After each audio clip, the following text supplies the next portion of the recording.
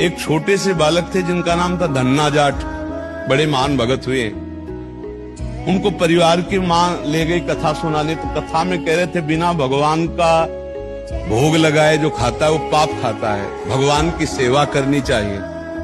तो घर में आए, अपनी माँ से कहा, 8-10 वर्ष के होंगे, कि हमारे घर में तो भगवान है नहीं, भगवान का भोग नहीं लगता, पाप खाया जाएगा, अब कैसे होगा।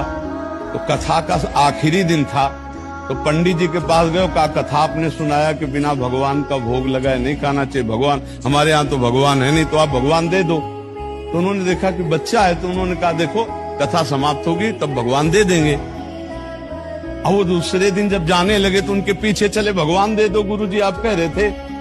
तो उन्होंने सोचा लड़का है, इसको ठाकुर जी तो दे नहीं सकते, तो भांग खाते थे, तो भांग का बट्टा ऊपर का, कहा ये भगवान है ले लो।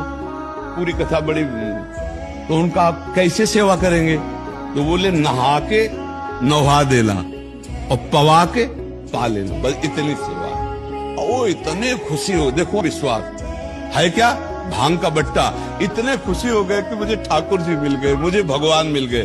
घर में गए, नहाया और ठाकुर जी को ना, वही मतलब भांग के बट्टा को ना, और बाजरे की रोटी, गरीब आदमी सामने रखा, पाओ प्रभु। वहां प्रभु कहाँ, एक दिन हो गया, तो उन्होंने सोचा हमारे पास कुछ है नहीं, लगता पंडित जी के पास खीर पुआ सब सामग्री थी तो ठाकुर जी पाते, वो बिल्कुल ठाकुर जी मान रहे। दूसरा दिन हुआ फिर वही बाजरा, तीसरा दिन हुआ फिर वही बाजरे की रोटी। तो वो रो रो करके ऐसे भांग का बट्टा पकड़ा और कहने लगे प्रभु हमारे पास नहीं है कि हम तुम्हें खीर पूड़ी पुआ पवा सके, और गुरु जी ने कहा बिना पवाए पाना नहीं, अगर आप नहीं पाओगे तो हम चाहे मर जाएं लेकिन नहीं पाएंगे।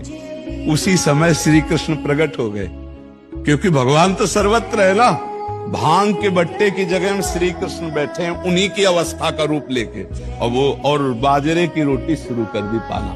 तो बोले देखो तुम कितने निर्दयी हो, 3 दिन से तो हमें भूख लगी है, और हमारे घर में ज्यादा कुछ है नहीं, 1-2 रोटी माँ बना पाती है, गरीब आदमी, पूरी रोटी तुम नहीं पाओगे, आधी हमें दो आधी तुम पाओ। भगवान ने, और फिर जो लीला का विस्तार हुआ कि धन्ना सेठ हो गए, अपार वैभव।